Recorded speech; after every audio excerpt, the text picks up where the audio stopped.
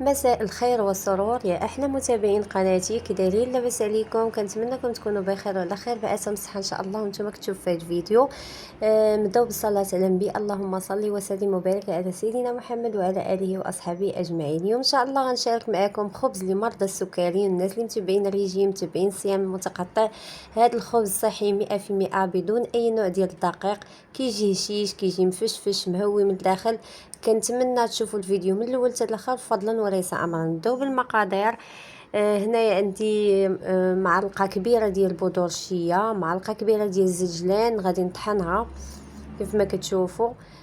غادي ناخذ معلقه كبيره ديال حبه زرعه الكتان حتى هي غادي نطحنها. غادي ناخذ غير معلقه باش هنا غناخذ معلقه ديال بودور الشيا حتى هي طحنتها، زجلان، زرعه الكتان، بودور الشيا. غادي ناخذ نص معلقه صغيره ديال البيكربونات. غناخذ تقريبا معلقه صغيره ديال الخل باش تفاعل لي ديك البيكربونات. هنا عندي بيضه بلديه باش غادي يجينا الخبز صحي 100%. هنايا عندي تقريبا شويه ديال الملح، قبصه الملح. هنا عندي معلقه كبيره ديال النخاله ديال القاطونه، وعندي ياغورت طبيعي دانون بدون سكر. النخاله ديال القاطونه الا كانت عندكم ديروها، ما كانش عندكم غادي تكتفيو غير بزرعه الكتان راه كتجمع الخبز. صافي هنايا غادي نخلط العناصر مع بعضياتهم. راه دغيا كتجمع ليا العجينه مع ديك القاطونه، كتمص السوائل دغيا كتجمع العجينه. صافي غادي نجمعها مزيان كيف ما كتشوفوا. انا خلطتها غير بهذا السباشيل.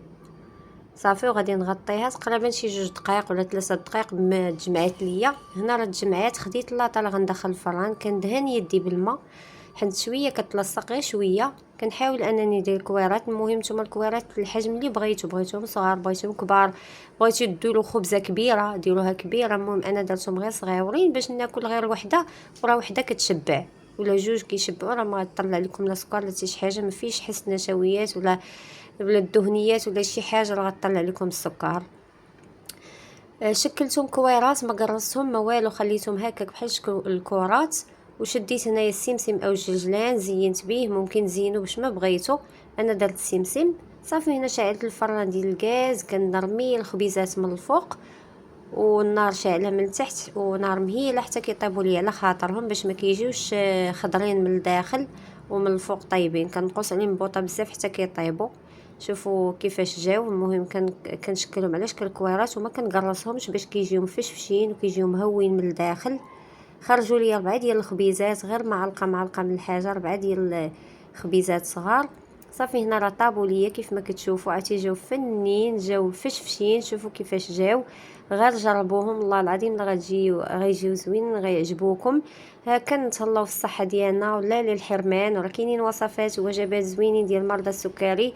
نتبعوا الريجيم ديالنا وان شاء الله السكر دائما مقاد ودائما منضبط ان شاء الله.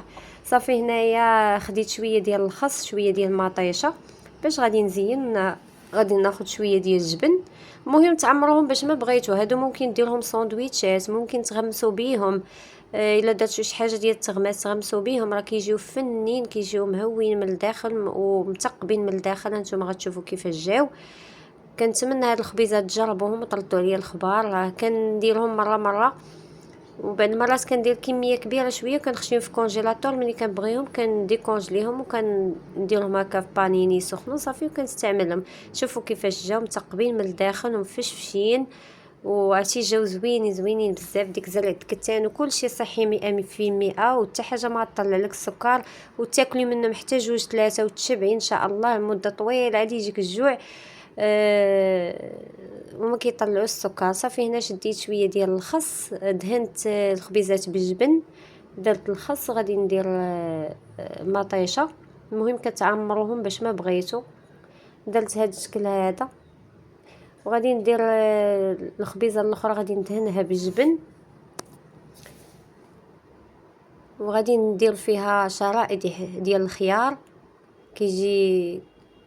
كيجيو زوينين هاد الخبيزات بالجبن والخيار. جربوهم، كان هذا هو الشكل النهائي ديال الخبيزات.